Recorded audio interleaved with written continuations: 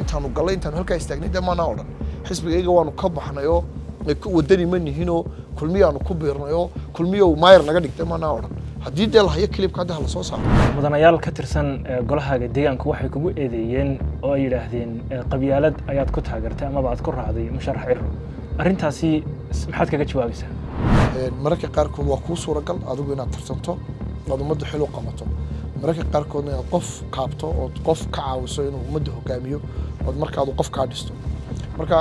haddii fursad timaado mustaqbalka hankaygu halkan kuma joogsanayo dad badan xilligan aad joogtay adigu ama 3 sano ee aad maayarka tahay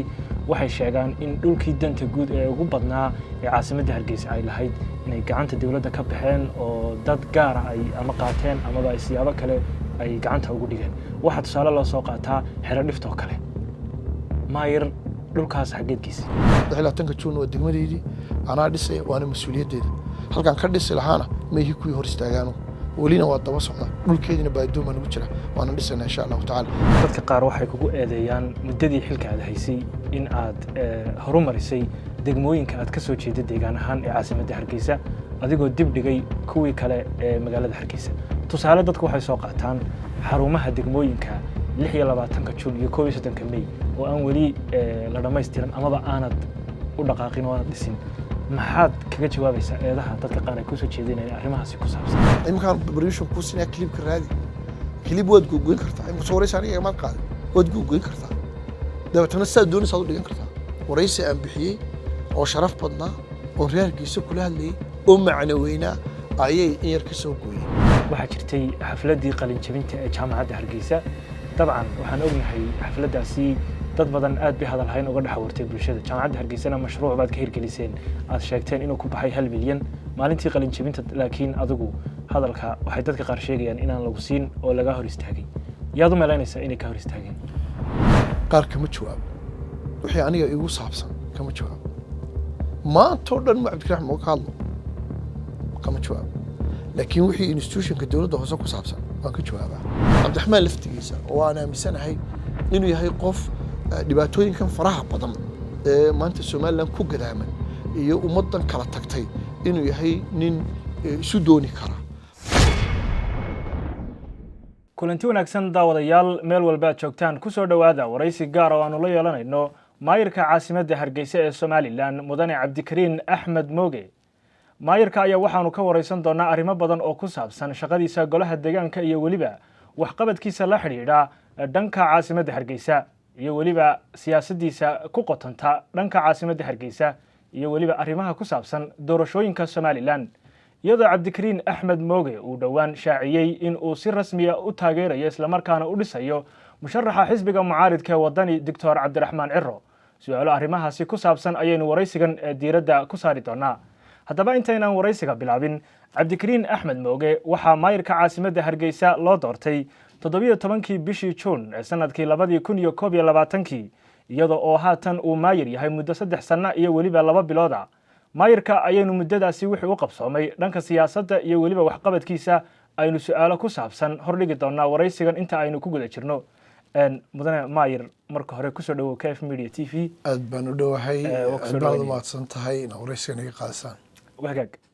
waxaynu ku bilaabaynaa maayir dhawaan waxaad shaacisay in aad taageerayso musharax Ciro inkastoo aad muddo 3 sano ka badan oo aad maayir ahayd aan laga arag ifafaale muujinaya inaad taageerayso musharax Ciro maxaa xilligan ku soo beegay ay dadka qaar isweydiinayaan inaad mowqifkaaga cadeyso Cabdikariin Axmed Mooge والله horta marka ugu horeysa waxaan doonayaa dadkayga inaan u bayaamiyo su'aal fiican oo weydiisay dadkayga inaan u bayaamiyo mala dad ilowshuhu ku badayay baynu nahay anigu waxaan ka soo baxay xisbiga wadani waxaan ka tirsanaa xisbiga wadani dadka uunbay imaka ku tahay wax ku cusub mararka qaarkoodna waxa bay u dhigayaan sidii qof cusub oo xisbi ku beeray marka dadkayga waxaan xasuusinayaa marka ugu horeysa anigu xisbi cusub kuma beerin xisbigaan iska soo sharaxay dadkayga ugu doorteen ee codkay igu siiyeen ayay joogtaa xilligiisii doorashada dadku laakiin arrimo ay u baahan yihiin fahmaan ayaan doonayaa inaan si fiican ugu sharaxo muddo 3 sano iyo 2 bilood saad u sheegtay oo ummadda u shaqeynayni umaanaan shaqeynin xisbiga ayaa anagu maanaan howlwadanada xisbiga anaga waxaan loo doortay shaqo cayiman waxaa lay doortay guddoomiyaha golaha deegaanka caasimadda Hargeysa iyo maayarka caasimadda. markii aan xisbigayga ka soo baxayna xisbigaygu waxay igu galbiyeen maalintaa wixii ka dambeeyey inaan mas-uuliyadda hanto oon shaqadii ummaddan aan u ballan qaadin aan u qabanay aan u qabto. waxaa taa barbar taala oo muddada dee 3 sano iyo 2 bilooda haddii qofku idhaahdo ummaddana waan u shaqaynayaa xisbigiina waan ka dhex muuqanayaa, hawshaasi waxay weeqaysaa shaqadii aad doonaysa inaad ka qabato magaalada, waxay weeqaysaa midnimadii. markaa 3 sano iyo 2 bilood waxaanu u go'nay magaalada Hargeysa, waxaanu qabanaynay shaqada ahayd inaan qabanno, waxaanu fulinaynay ballanqaadyadaanu samaynay. taa haddaad barbar dhigto madaxweynaha jamhuuriyadda Soomaaliland waa guddoomiyaha xisbiga kulmiye, laakiin dee madaxweyne qaran buu ahaa. mas-uuliyaddii guddoomiyenimada xisbigiisana wuxuu ku wareejistay guddoomiye ku-xigeenkiisa labaad oo Axmed Cabdi Dheere inuu shaqada markaa u hayo. wasiirka arrimaha gudaha guddoomiye ku-xigeenka labaad lahaa wasaaraddiisa arrimaha guduhu u go'ay. laakiin hadda oo olole campaign lagu jiro golihii wasiirada guddoomiye xisbiga oo wasiirka arrimaha gudahana madaxweynihii dhammaantood waxay ku wada fogan yihiin sidii xisbigooda cod ugu dooni lahaayeen. anigana wax ii diidayaa bishan ma jirto inaan xisbiga u ololeeyo codna u doono, waayo bishani waa bishii sharcigu uu noo ogolaa. dadkayguna ay fahmi karayeen inay bishani tahay bil olole oo qof walba uu xisbigiisii markaa cod u doonayo, taageero u doonayo, ka shaqaynayo inuu guuleysto. laakiin 3 sano iyo 2 bilood waxaanu u go'nay oo aanan maalin 1 minute ka mid ah waqtigayga xisbigayga maan siin. waayo xisbiga howlwadeenna kaluu lahaa, afhayeenuu leeyahay, guddoomiyayaal buu leeyahay, ku-xigeenuu leeyahay, xogeeyayaal buu leeyahay, kuwaasaa arrimaha xisbiga u hadlayay. laakiin bishani waa bil laysla ogol yahay in madaxweynaha qaranku xisbigiisa u ololeeyo, wasiiradu iyagoo wasiiro qaranay mid quraato xafiiskiisa maanta fadhiya ma jiro, dhammaantood waxay ku wada maqan yihiin gobolada iyo degmooyinka xisbigooda u ololeynayaan. sharciga markaa anaga noo diidaya inaan anaguna xisbigayga cod u doono oo u ololeyno iyagana u ogolaanaya, dee sharciga noocaasi sharci wanaagsan ma noqonayo. laakiin waxaan aaminsanahay marka aan doorasho jirin inuu mas-uulka xil loo magacaabaano xilkiisa ku ekaado, ka loo doortaana xilkiisa loo doorto ku ekaado. laakiin bishan waa bil aynu isla ogol lahay ololaha inaynu dhammaanteen ka wada qayb qaadano. way Cabdikariin, dadka qaar waxay leeyihiin markii uu maayirnimada doonayay Cabdikariin nidaamka uu ku ololeeyay ayaa ahayd nidaam ah anigu reer hebel ka koray, cidna ma rabo aan qabyaalad kuma maaragtay campaign garaynayo, shacabka Hargeysa way imidaysan yihiin ama way siman yihiin. sidoo kale isla xilligii aad maayirka markii golaha deegaanka lagu doortay dadka qaar waxay leeyihiin waxaa baritaaray oo inuu maayir caasimadda ka noqdo madaxweynaha Soomaaliland Muuse Biixi. madaxweynahaasi haatan jambiga u furay uu ka tagay halkii uu maaragtay waqtigii uu baahnaa uu isagu taageeray. dadka aragtida aaminsan maxaad leedahay? horta waxaan dadku xog badan ma hayaan. anigu waan tartamay, waxaana tartamay anigu oo aan odayaal iyo caaqilo iyo salaadiintoona aan aysidin. anigoo shakhsi aan ku dhawaaqay inaan musharaxahay, dadkaygaan baaq u dirtay, barnaamijkaygaan la hortegay, iyaguna way doorteen. xisbiyada way ku adkayd inay qof sidaa fikir noocaasa ku socda inay sharaxaan. anigu markii aan codka ummadda weydiistay codka badan laysiiyena waxaan ahaa mudanihii ugu codka badnaa, hadday tahay baarlamaan iyo golayaasha deegaanka labadaba, wakiilada iyo deegaanka labadaba. codkaygaa faraha badan ayaan ku ambiilgareeyey in la ixtiraamo oo aan xaq u leeyahay markaa inaan guddoomiyaha golaha deegaanka noqdo. isla ogol markaad ka timaado xisbigayga dhexdiisa xubnihii golaha deegaanka ka soo baxay dhammaantood unanimously waxay isku raacsanaayeen inaanu musharax u noqdo, taasoo macnaheedu yahay inay tiro sugan oo ku filan aanu markaasi haysanay haddii shirka golaha deegaankaba la qaban lahaa iyadoon isla ogol aanay ahayn. inkii nasiib wanaag madaxweynuhu wuxuu aqbalay, wuxuu ixtiraamay, codkii badnaayeen helay. waxaana dhex maray kulamadaana dhex marayna anagoo isku qadarinayna inuu isna yahay madaxweynahayga qaranka, aniguna aan ahay mudane gole deegaan mudanihii codkii ugu badnaa helay oo ku doonaya taas mataqaanaa inuu maayir noqdo, at the same time haysta taageerada xubnihii ka soo baxay xisbigiisa. qof iga maqnaa ma jiro, intooda badan way codkooda weysiinayeen. isagu markaa inuu go-aan geesinimo la qaato oo codkii dadka ixtiraamo oo arrintaasi yidhaahdo si isla ogola golaha intuu isu keeno meel isugu wada keeno kuwii xisbigiisa ka soo baxay annagaba si laysla ogol yahay markaa in maayir aan ku noqdo. anigu wax ku jabanitaa ma jirto, waana shaqadiisa. madaxweynaha qaranka weeye, dadka inuu isu jiidjiido oo isu doondoono oo meelaha tartamada adag ay ka dhacayaan ummaddu ku qaybsamaysa inuu soo kala dhex galo, dee waa xaq baa loogu leeyahay. marka waajibkiisa buu gutay, dastuurkaas sidaa faraya. waa madaxweynihii qaranka, waa odaygii qaranka, markaa odaynimo ayuu nagu dhex galay. anaguna markaan hor fadhinay dee maanaan hor fadhiisan annaga oo xisbigay ka baxnay dee waa maalin cad bay ahayd annagoo xisbigaygii ku jirno xisbigay ka soo baxnay ayaanu hor fadhiisanay waxna ka doonay maanaan intaanu gallay intaanu halkaa istaagnay dee maanaan odhan xisbigayga waanu ka baxnayoo wadani ma nihinoo kulmiyaanu ku biirnayoo kulmiyow maayar naga dhigtay maanaan odhan haddii dee lahayo kilibka hadda hala soo saaro way cabdikariin hadda waxaad dhisaysaa musharax ciro oo aad taageero u muujisay islamarkaana aad doonaysid in uu kursiga madaxweynaha ku fadhiisto ma noo sheegi kartaa 3 qodob oo aad odhan karto waa muhiim islamarkaana way tahay in lagu doorto ciro oo aad haatan ugu ololanayso wallahi dhowr arrimood oo anigu dee horta mid baan horreysiinayaaye anu markaan soo sharaxay waxaan ahaa musharax aan maaragtay inkastoo aan doonaya inaan dadkii doortay oo dhan u mahadnaqo tulkeyna ku jiray unde oo ay cod badan runtii ay siiyeen laakiin haddana maan ahayn musharax ay sidaan odayaashiisii iyo salaadiintiisii iyo caaqiladiisii ay xisbi u geynayaan maan ahayn xisbiyaduna maalmaha waxay aqbalayeen oo ay albaabadu u furaayeen dadka reerahoodu ay sidaan ay u furaayeen marka anigu xisbiyadoo dhan baan la kulmay dhammaantoodna waxaan ka codsaday inaan anigoo sidaas inay sharaxaan xisbiyadoo dhan 3 xisbiba waan maray xisbiga kulmiya waan la kulmay way ka gows adeegeen inay saa igu qaataan way doonisteedana waan u sheegay saan u sharaxayna waan u sheegay inaan maayirnimo doonayna waan u sheegay labadaaba waan u sheegay imay suuro gelin igumanay qaadan saas xisbiga wadani waliba gaar ahaan cabdiraxmaan oo markaa ahaa guddoomiyaha xisbiga oon runtii uga mahadnaqayo dee ayuu ahaa qofkii intaan wada fadhiisanay igu aqbalay inuu sidaa igu sharxo soomaaliduna waxay tidhaahdaa geel iyo rag baale abaal raaga marka dee horta waxaan ku dooranaya waan ku dhisayaa abaalkii inaan celiyo ballantaana de waaban qaado horaan u qaadayo maalmihii lay doortay waxaan idhi anana maalintaada insha allahu tacala waa ku dhisana talabaadna waxa weeye dee barnaamijka xisbiga waan si fiican u fahmay si fiican u akhriyay waa barnaamij mateli kara oo aniguna aan ku qanacsanahay baahiyo jira iyo dhibaatooyin waddanka jira inuu xalinayo haddii loo dadaalo in maaragtay barnaamijkaa lagu shaqeeyo ta saddexaadna waxa weeye cabdiraxmaan laftigiisa oo aan aaminsanahay inuu yahay qof dhibaatooyinkan faraha badan ee maanta somaliland ku gadaaman iyo ummaddan kala tagtay inuu yahay nin isu dooni kara oo cusubna oo ay mashaakilaadkan imaka bilaabmay dee cid baa talada haysay cid baasanba marba aniga imaka magaalada hargeysa anaa wax laga tabtaa mas anaa maayara marka madaxweynaha imaka talada haya xisbigiisa talada haya iyaga wax laga tabanaya isagu cusub yahay waxaan isleeyahay mashaakilaadka faraha badan ee somaliland maanta ku gadaamana xal wuu helayaa qof ku habboon shaqada maanta inuu madaxweynaha jamhuuriyadda somaliland noqdana dee wuu yahay arrimahaasoo dhan baa aniga igu khasbaya markaa inuu isagu musharaxayga noqdo waanan ku qanacsanahay waanan taageersanahay waanan aaminsanahay inuu wuxuu ummaddiisa u ballan qaaday u oofin doono waay mudanayaal ka tirsan golahaaga deegaanku waxay kugu eedeeyeen oo ay yidhaahdeen qabyaalad ayaad ku taageertay amaba aad ku raacday musharax ciro arrintaasi maxaad kaga jawaabaysaa dee waxaan isleeyahay malaa waxaanay dhegeysan de wixii aan hore u idhi bini aadamkan dadkan hadday xasuustoodu fiican tahay anigu arrimahan dhowr jeer horaan ka hadlay anigu xisbigan waan ka soo baxay isagaan maaragtay iska sharxay isagaa laygu doortay marka xisbigaygii oo aan ku jiray waan ka mid ahaa baan horta dhisaya waa mid waa talabaade haddii ay noqonayso inay qabyaalo tahay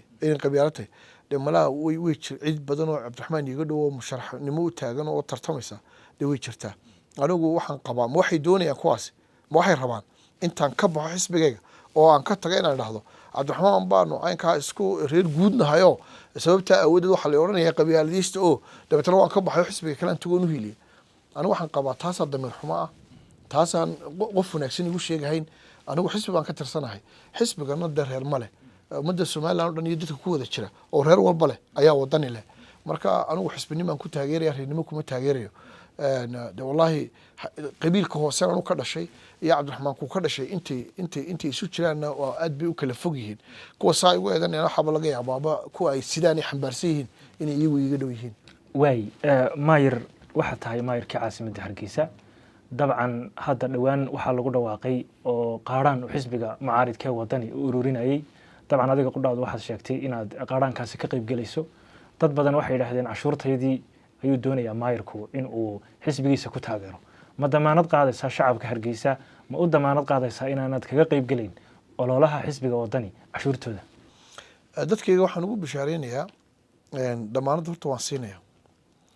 oo weliba waxaa damaanada dheer nidaamka xisaabeed ee aanu ku shaqaynaano maba ogolaanayo inaan xoolo dowladda hoose leedahay xisbi aanu siino. dadka maanta jooga dowladda hoose madaxda kaah anu dadan keenay maaha. qofka doonaya inuu wax qaribaa system ku baabi'iyaa, dad cusubna wuu keensadaa. kuwii shalay joogay baa dowladda hoose jooga, dowladda hoose saxiideedana iyagaa haya. anigu sida khamiiskaasi u cad yahay ayaan dowladda hoose arrimaheeda u maamulaa. wax qarsoon oo qarsoodiina ma jiro. waxaa kaloon doonaya dadkayga inaan u sheego, dee dadku shacabka dowladnimadeenu say u dhisantay waxba loogama sheego. markaa wararunbaa suuqa iska maraya. dowladda hoose marka laga yimaado maayirka iyo maayir ku-xigeenka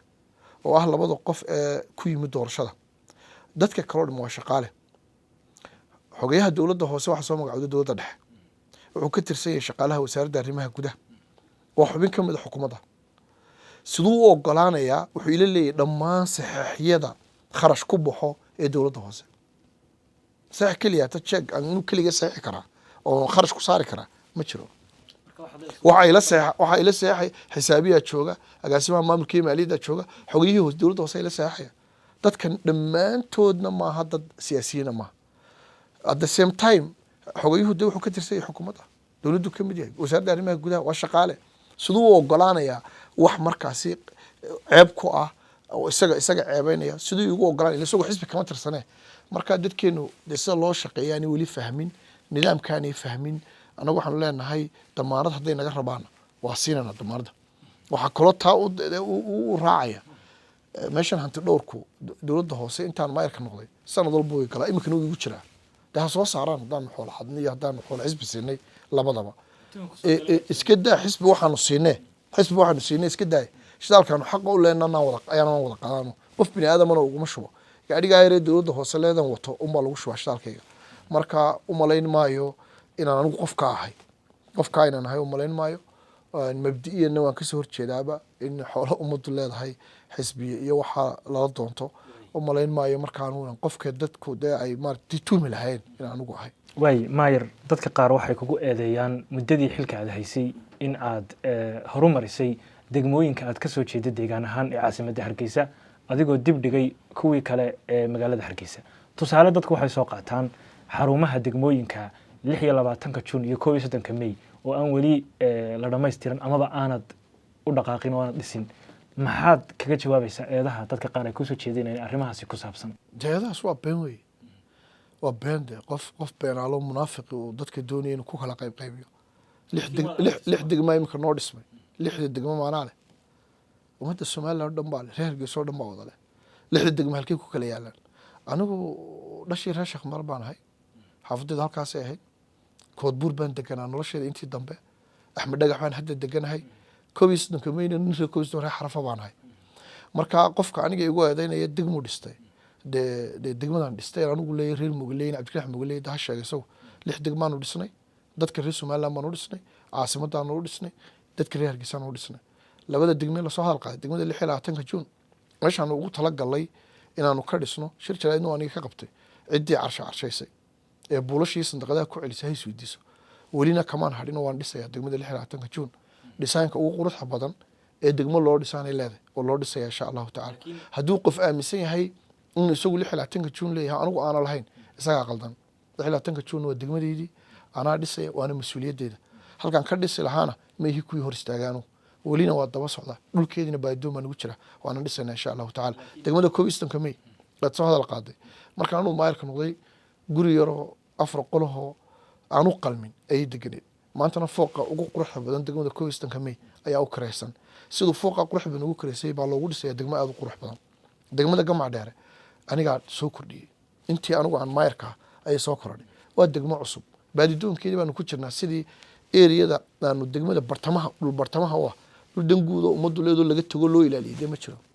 ya cidii hayn jirtay maamul jirtay iyo ayaa la wadiin doonaa. anigu laakiin dhul eriyada dhexe ee degmada ku haboon looga dhiso xafiis ugu maaniimande baadidoonkeedii baan ku jiraa. dad badan oo degmada Gamac Dheere u dhasho negotiation iyo wada hadal noo socdaan way jiraan inaan dhulkooda qaato oo aan iyaga markaa dhul meel kale ka siiyo si aan degmada u dhiso. marka dee 6 degmo ayaan dhamaystiray 6 degmona anigu ma lihiya Hargeysa leh 3 degmo ay haray 3 degmona insha Allah taala intaan madaxweynaadkaygu dhamaan ayay dhamaanaysaa laakiin wararkani waa wararka dadka doonayeen ummadda kala qaybiyaan inuu qofku markuu ujeedo leeyahay ummadda inuu kala geeyo kala qaybiyo ayuu luqadda noocan ku hadla laakiin isbuu ogi kan xitaa igu eedanaya uu ogi 6 degmo anigu inaan lahayn taa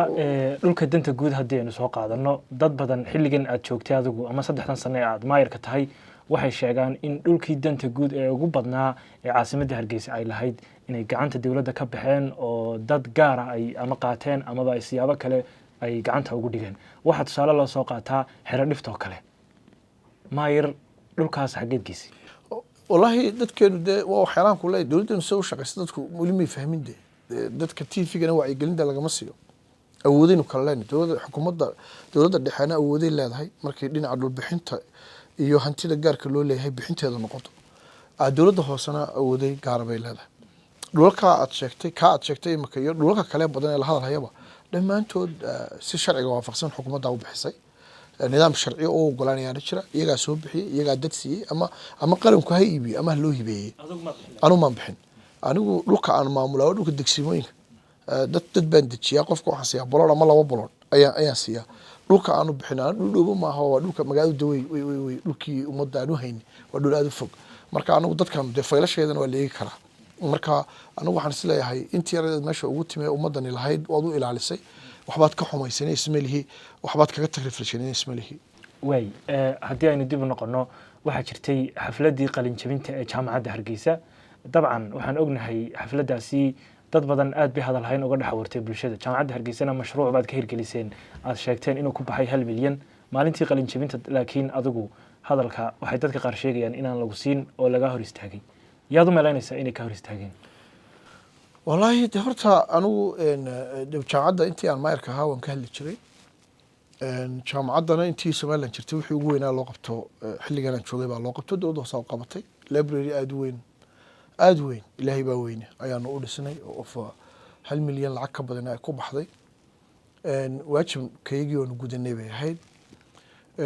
marka qalin jabintan wax soo beegatay xilli uu library-gi noo dhamaaday oo aan wareejinaynay marka tigitaankaygu wuxuu daarnaa in horta library-ga wareejino mar labaad kana de maamulkii jaamacaddu anaga waxay nagu marti qaadeen iyagoo noo sheegay inaan hadal ku leenahay qalin jabinta markaanu meesha nimi aniga hadalkii leema siin su-aashaasi cidda u baahan inay ka jawaabto ee saxaafadduna ay tahay inay weydiisaa waa maamulkii jaamacadda iyagu inay ka jawaabaan way iyaga garanaya cidda hadalka naga reebtay laakiin waxaan ku faraxsanay in dhalinyaradeeda wax ku barata jaamacadda Hargeysa inaan mas'uuliyadeedii qaadanay library-ga intaa lagu dhisnay ilaahay idinkiina mashaariic kale wax ku oola oo jaamacadda horumarinaya aanu la qaban doono inta mutaxiliyaadkayga aanu dhamaan way waxaynu u gudbaynaa dhismaha suuqa Waaheen oo dabcan ah mashruuc aad u weyn isla markaana guud ahaan saameeyay nolosha dadka Soomaaliland markii uu gubtay dhismahaasi wali qaybtii dawladdu ma dhamaystirna dad badan indhaheedu ku soo eegayaan waliba danyarta u badan goorma ayaad dadka u sheegaysaan oo aad dhamaystiraysaan si halkii hadda wax marayaan horta suuqa Waaheen meel fiican buu ka marayaa guddi heer qaran ah maamusha oo gudoomiye yahay wasiirka diinta iyo awqaafta aniguna aan ka hay xubin bara saabka gobolka isaguna xubinka wasiirka xigeenka ganacsiga isaguna xubinka gudoomiyaha rugta ganacsiga ayaa isaguna xubinka 5 xubnood baa guddiga heer qaran ah oo maamusha suuqa Waaheen dhismayaashii dadku gaarka u lahaayeen badi way dhamaadeen hadda tagto waxa socda wadooyinkii oo dawladda hoose ay dhisayso waliba labada wado ugu weyn concrete roads wadooyin sabada way madama biyo badan oo dooxa ku socda ay maraan ayaanu ka dhisana marka hadda gacanta lagu hayaa dad imaka tagto waad arkaysaa raadkiyo shaqadii waa socota laakiin dhismayaashii gaarka loo dhamaan dhismaha block A oo dawladdu hoose ay leedahay ayaa isaguna imaka socda guddiga qandaraasyada qaranku de shirkad bay ay siiyeen qandaraaska shirkadaasaa wada muddadii ay ahayd inay ku dhamayso guddiga heer qaran 5 bilood ayay oo aan xagga koska kordhayn ayay siiyeen in loo kordhiyo oo shaqadaas ku dhamaato darajo fiican baanu ka qabnaa xilliyuu leeyahay dib loo eego mashruucu xilligiisa ma ku dhamaanaya caqabad weyn miyay hortaagan yihiin koley shirarkaasa arrimaha markaan kaga hadli doonaa laakiin dadka waxaan u ballan qaadana waanay arki karayaan dee dadaal badan oo guddigaasi bixiyey in suuqii dhismayo suuqiina dhowaan qaybtii dhismayaasha gaarka loo lahaa iyo qayb yaroo dowladda hoose leedahay oo dhammaatay in dhowaanba la furi doono oo dadku markaasi meheradahoodii ay dib u furan doonaan insha allah qaybtaasi waa qaybta dadka gaarka u leeyihin waa hagaag maayir dad badan dabcan ama dadka qaar waxay dhahdaan cabdikariin axmed mooge danyarta uma roona tusaalaha waxay soo qaataan dhahdaan cabdikariin wuxuu jecel yahay bilicda magaalada iyo wadooyinka inuu dhiso laakiin xaggii ilaalinta danyarta iyo ka warhayntoodii aada uguma fiicna arrintaasi maxaad kaga jawaabaysaa wallahi horta dee dadka waxaan sheegayaa bilicda iyo xeerar baa nagu waajibiyeyoo inaanu magaalada bilicino magaalada dhisno magaalada qurux badaysiino xeer baa nagu waajibinaya markaa odhan maysid dee wixii xeerku ugu waajibiyey ma qabanayo oo waxaan xeerku ugu waajibin baan 24 saacadba ka shaqaynaya shaqada dowladda hoose ee laleeyahay wuu ku mashquulay waa shaqadii xeerku nagu waajibiyey laakiin saasoo kale haddana waanu qirsanahay dalkeena iyo magaalada caasimaddaaba in dadka saboolka ay aad iyo aad u fara badan yihiin waxaanu isleeyahay dadka saboolkaa haddaad eegto dadkii deganaa barakaca istanbul waxay qaylinayaan imise sannadood bay tviyada ka qaylinayeen guryahooda gubanayeen suuliyan aanay lahayn noloshu ay ku adkayd dadkii dhulka lahaa iyagu ay sugnaayeen markii aanu saa u nimaba dadka waan rarnay dhul ay leeyihiin baanu siinay waanu dejinay maantana xaafaday ku nabad qabaan oo iyagu ay leeyihiin ayay degan yihiin dadkii balliga daami masaakiinta ahay biyuu maalin walba carruurtooda ka qaadayeen iyagana waanu qaadno meel aan biyana qaadayn dhibaatana aanay ku haysan ayaanu geynay intaasoo qoys oo saboola ayaa wixii la tari karaya la taray intaasoo qoys oo guriga ka gubteen ayaa qof walba wixii sharciga wixii aanu misaanida ugu haynay gacanta ka saarnay oo aanu siinay dad 300 oo qoys ku dhadhow ayaa bil kasta bil la siiyaa intaas waa intaanu qaban karaynay waayo xagga xeerka haddaad eegto shaqooyinka uu naloo diray ee xeerku nagu waajibiyey waa kuwa aanu xoogga saarayno at the same time kuwana waa ku darayna laakiin miyaynu dadka dhibaataysan ee saboolka oo dhan wada gaari karayna dee taasi suuragal weli maaha midda kale mas-uuliyadda dadka saboolka ah inay nolol helaan inay raashin jaban helaan inay guryo jaban helaan waa mas-uuliyad naga wada dhexaysa annaga iyo dowladda dhexe maaha un wax u yaalla uun dowladda hoose oo keliyaata in dadku ay raashin jaban helaan oo guryo jaban helaan oo intaasoo wasaaradoo jira dee mandate bay wada leeyihiin oo shaqooyinkooday ka mid tahay marka dadkan saboolka intaanu u qaban karaynay baan anagu u qabanaynaa xukuumadduna inteeday qaban doontaa insha allahu tacaala si guudna in arrintooda loo wajaho ayaa loo baahan yahay laakiin walaahi malaa qof iga qalbi jilicsan dadka saboolkaa waxaan isleeyahay dadka dhibta haysata ee faraha badan eenan miisaaniyad u hayn eenan waxba ka qaban karayn damaqa ay damqaysaa muuqayga xitaa waxyeeshaa waa hoosta qof ka gubanayaad 24 saacood noqonaysa marka odhan maayo isna difaaci maayo laakiin dadkaa saboolkaa wixii aanu qaban karay ee institutionka dowladda hoose iyo tayada gaarkaaba aan ka qaban karay waan ka qabtay laakiin dee qofku hadduu idhaahdo maxaa waddo loo dhisayaa sabool baa jire maxaa iskuul loo dhisayaa sabool baa jire maxaa qashinka loo qaadayaa sabool baa jire dee waxaa la doonayaa saboolkan wixii loo qaban karaya loo qabanaya shaqooyinkan kalena xeerkaa nagu waajibiyo waa shaqadayda waan qabanayna insha allah wagaag cabdikariin dadka qaar ay ku taageersan waxay dhahdaan cabdikariin axmed mooge waxaa jira caqabado badan oo kaga yimaada dhanka dowladda dhexe haddii uu heli lahaa dowlad maadaama dowladda kale xisbi tihiin aadna xisbi mucaarad aad ka soo baxday iyaduna xisbigii xukuumadda ay tahay haddii uu heli lahaa xukuumad ay isku xisbi yihiin waxqabadka uu maanta sheegayo mid ka badan baa u hirgeli lahaa adigu taas ma aaminsan tahay horta anigu waa runo wax ka soo baxa xisbi mucaarida afrikana inta badan maayarka burco maalin si fiican u sharaxayaan dhegeysanayay afrikana way adag tahay markaad xisbi mucaarida ka soo baxdo xisbiga talada hayaana uu xisbi kale yahay inta badan afrika dhexdeeda wada shaqayntu way iska adag tahay laakiin aniga alxamdulilah muddadan dee aan joogay wada shaqayn wanaagsan baa anagii xukuumadda naga dhexaysay shaqada wasiiradaanu shaqada wada leenahay waxba mushkilad ma laho dee wax waa lagu heshiinayaa wax waa lagu kala aragti duwanaanayaa laakiin haddana waxaan isleeyahay caqabaad sidaa u waaweyn oo shaqada joojinayay may jirin laakiin dadku dee la yaab ma laha oo markay indhaha africa ay ku eegaan iyo sida arrimuhu africa ka yihiin way ku saxan yihiin laakiin waxaan isleeyahay dee anigu kolley xisbi mucaaradan ka soo baxay mar baa jirtay xisbigayga taageerayaashiisu ay aniga i durayeen igu durayeen inaan maarata xisbi xaakimkii la shaqaynayo oo xisbi xaakimkii aan ka mid noqday marka qaarkoodna xisbi xaakimku way iga shakeeyeeno in xisbi mucaarada ka yimi inaan ahay bay iga dhigayeen marka aniga deed ahayd inaan mas-uuliyad muujiyo oo aan ku guuleysto inaan labadaa dhexdooda ku shaqeeyo marka xukuumaddeedana aqoonsado inay xukuumaddii rasmiga ahayd jamhuuriyadda somaliland tahay wada shaqeyna naga dhexayso aan ku khasbanayo aan la shaqeeyo iyaguna aan fahamsiiyo inay ku khasbayn naga shaqeeyaan oo danta hargeysa iyo horumarinta caasimaddu ay ka mudan tahay inaan xisbi ka soo baxay mucaarida iyo inaanan ka soo bixin way cabdikariin ma noo sheegi kartaa 3 caqabadood aad leedahay muddada imika aad maayirka ahayd ee 3 sano way ku hortaagnaayeen oo caqabadaha aad ka shaqeyn kara leedahay amaba shaqadaada caqabad bay ku yihiin ma noo xusi karaysaa leedahay inta haddii aanay jiri lahayn taa iyo taa iyo taa waad ka gudbi lahayd oo intan in ka badan baad wax tari lahayd dadka wallahi mid waa tanaan xusayo sanadihii muddadii hore ee igu horeyseen maayirka noqday de waxaan ahaa nin xisbi mucaarada ka soo baxay waxaan la shaqeynayay xisbi kale oo aanan isaga ka soo bixin de miidiyaha suxuufi baad ahayd waad la socotay markaa waxaan iska ahaa nin girgiro daba saaranoo marna qoladani ka eed sheeganayso marna qoladani ka eed sheeganayso caqabad weyn bay runtii igu ahayd oo dee shaqadii waxyaalahaasi kaa mashquulinayaan laakiin caqabaddaa waa kasoo gudubnay waa si fiicanna waanu u maaraynay waxaa kaloo iyaduna dee caqabad kale ah miisaaniyadda yareenu ku shaqeyno iyo dadka iyagu waxa ay doonayaan aan u qabano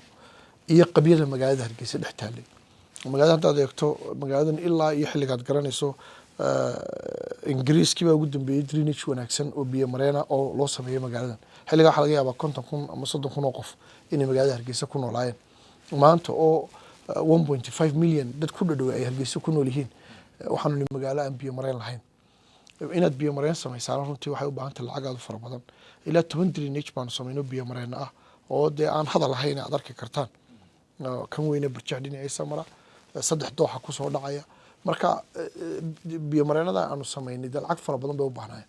inaanu sii wadno waan doonaynay weli caqabadaasi way jirtaa oo maanta bada roob baa daay biyo badan baa wadada dul maraya ama hareeraheeda maraya caqabadaasi weli kamaanaan gudbin dhaqaaluhuna noo saamixi maayo oo inaad samayso intay drainage hargeysa u baahantahay 1 sano gudaheed 2 sano gudaheed 3 sano gudaheed inaad ku samaysa way adag tahay laakiin qorshe fiican baanu dejino sanadba inaanu 5-10 intii markaa awoodda miisaaniyaddu ay awoodo inaanu ku samayno markaa caqabadda miisaaniyadda yar iyo qabyada taalo oo kala badan way ahayd laakiin haddana iyada laftigeeda markaanu si fiican u maamulay wixii lagu qaban karayay baanu dee ku qabanno iyadana waanu kasoo gudubnay way cabdikariin waxaa jirtaa dadka qaar adiga shakhsiyan waxay kugu tilmaamaan inaad tahay hogaamiye marka warbaahinta laga dhaliilo amaba ay dadkiisu fariimaha u soo mariyaan isla markiiba degdeg uga falceliya oo ay fariimuhu si dhow u gaadhaan amaba markiiba cadhooda si kale haddii aanu dhigo isagoo markiiba ka falceliya adiga arrintaasi ma kuu muuqataa wallahi horta 3 sano iyo 2 bilood baan joogaa iyo waliba maalmo dee mas-uulna waan ahayo intaaba dee waa nala dhaliilayaa shacabkeyguna xaq bay u leeyihin dhaliilaan dhaliiluhu waa 2 qaar kama jawaabo wixii aniga igu saabsan kama jawaabo maantoo dhan ma cabdikariin ma ka hadlo kama jawaabo laakiin wixii institutionka dowladda hoose ku saabsan waan ka jawaabaa inaan ka jawaabana sharcigaa dhigaya anigu afhayeenka golaha deegaankaana anaa afkooda ku hadla marka haddii wax aan isleeyahay ummadaada waa been lagu dhex faafinayo oo dhibaato iyo saameyn ku yeelanaysa shaqada dowladda hoose waan ka jawaabaa waayo runtu beenta waa u cadow in beenta run laga horgeeya waa sax weeye laakiin marka aniga la dhaliilayo weligii kama jawaabo dadkaygu xaq bay u leeyihin anigaa soo doontay anigaa madax u noqday qofkii aniga dhaliilayaa waa mubaax inkastoy tahay inaynu madaxda cirdigooda iyo sharaftooda ilaalino beenta badanna iska ilaalino wixii run ku dhaliilo laakiin haddana wixii aniga shakhsiyan ugu saabsan kama jawaabo laakiin institutionka dowladda hoose markaba waan ka jawaabayaa waan aaminsanahay in laga jawaabo waayo haddaanad saa samayn dee ummadduna way kaa kala qaybsamaysa hooyada miskiinta ah ee gurigeeda iska dhex fidha anu warka beenta run bay moodaysaa markaa dee warka beenta in run laga horgeeya anigu waxaan arkaa wax wanaagsan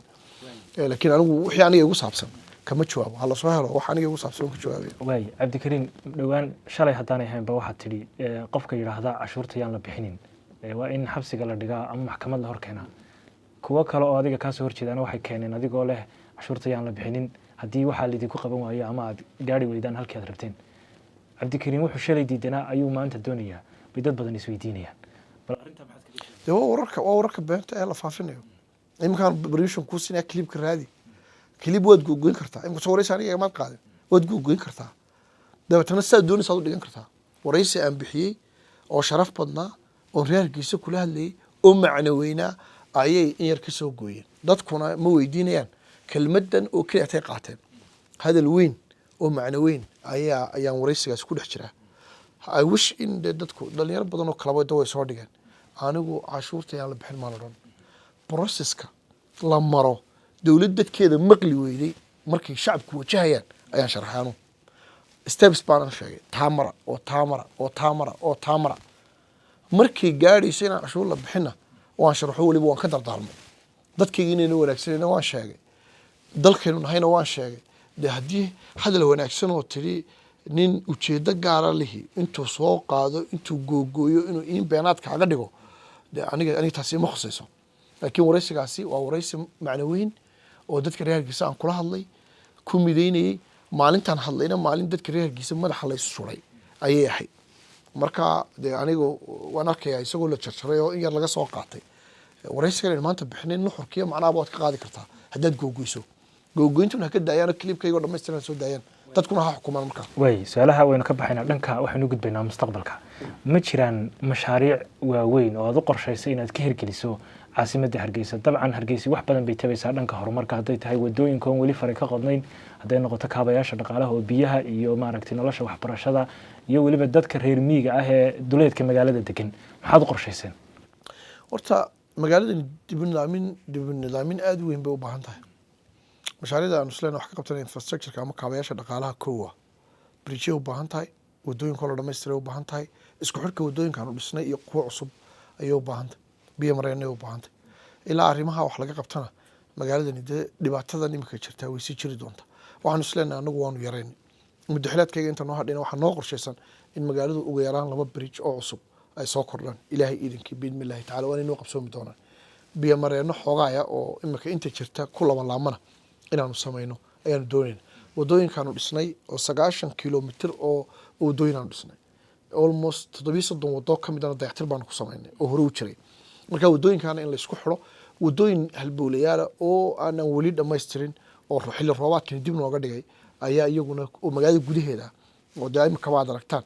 maaha in la dhisi waayey waa kan roobki maanta uu daaya marka waad ogtahay barwaaqa ilaahay noo shubay sanadkan marka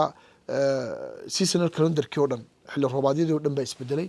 wuxuu dib u dhigay markaa mashaariicdii aan doonayno wadooyin halbowlayaal oo magaalada gudaheeda ku yaala inaan ku samayno ayuu dib nooga dhigay marka insha Allah waxa hadda noo qorshaysan inaan wadooyinkan dhamaystirno markaan wadooyinka dhamaystirnana isku wada xidhno wadooyinka dhamaantood at the same time na bridge dadku ay isaga talaabi karaan magaalada dhinaceedeeda ayaan doonaynaa inaan dhamaystirno adeegyadii kale ee bulshaduna sidoodii bay insha Allah taala u sii socon doona dadka barakacayaasha degan anagu waad ogtahay markaan meesha nimi barakacayaashu wadooyin access roadskii magaalada ku xidhay ma lahayn haddaad soo qaato magaalada barakaca magaala biixi wadada main road ka markaad ka baydho ilaa aad ka gaadhaysa magaala biixi wada laami oo ku xidhan ma jirin biyuhu qaalib ay ku ahaayeen way booyadu wada rafa oo ciriiriye bay maris maanta wadada ka baydha ayaa magaala biixi ku geynaysa xagga leydka solar light baa loo xiray waa barakace iftiima haddaad tagto digaale oo isaguna maxamed mooga aad uga go'naa booyadu biyuhu qaalib ay ku ahaayeen wixii ugu badnaayeen markaan sharaxay ka hadleen way ahayd maanta wadada maxamed mooga ka dhaqaaqdaa digaale ayay tagtaa dadkuna markaa biyihii way u jabeen baski wuu u jabay oo basku markay ka imanayaan dagaalay magaalada gudaheeda imanayaan aad buu qaali ugu ahaan jiray maanta baski wuu u jabay biyihiina way u jabeen at the same time solar na waanu u xidhnay oo anagoo la kaashanay saaxiibadeena adduunka marka maanta way fiican yihiin barakaca Sheekh Nuur oo imika barakaca badaan magaalo weyn noqotay iyadana dhibaatada ugu weyn haystay waxay ahayd in xilli roobaadka doox aan isaga talaabi karin oo hooyadu aan habeenkii u hooyan karin caruurteedii ama baabuurta ama baska ama booyaduhu markay imanayaan aan marka ku adkeyd wadadana waad ogeedo markay wadada daami soo marta ee ku baydha Sheekh Nuur wadadaas ma jiri jirin wadadaas hadda way dhamaatay bridge-kina waan dhamaynay bridge-ka afkiisa in laga qaado wadada oo la talaabiyo waa mashaariicda insha Allah taala mustaqbalka aan doonayaan qabano Sheekh Umar oo aad ogeyd inaan wada laami aan tagi jirin maanta laba wado ayaa labada dhinac ka taga oo aad arki karaysaa COVID-19 oo wadada Sheekh Umar u baydha dee intaasoo doox baa ku dhexeeya laba biyo mareyno waaweyn baa ku jiray xilliga roobku da-ayo laysuma tallaabi jirin maanta laamidina way taallaa biyo mareynadii iyo bariishadiina waanu samayn intaasoo irish bariish oo aan hore u jiri jirina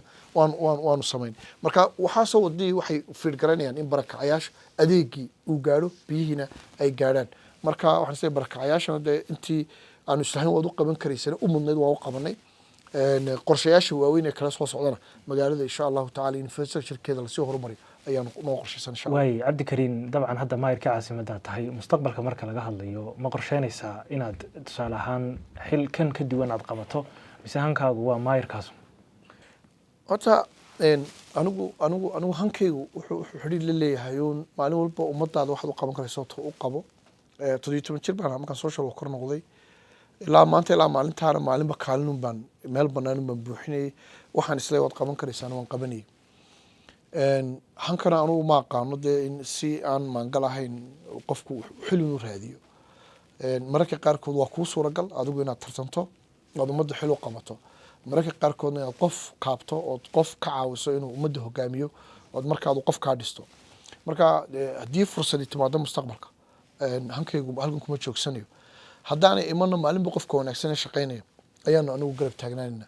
hadduu qofkaasi noo baahdo inaan shaqo la qabanana waa la qabanayna laakiin dee si indha la-aan oo iimaan la-aana in mar walba xil baan doonayaa han baan leeyahay kursaan rabaa ina fikirkaa waan kasoo horjeedaa ummaddu hadday ii baahato waan diyaar baanu ahayn anu sii shaqeeyo haddaanay diyaar yahayna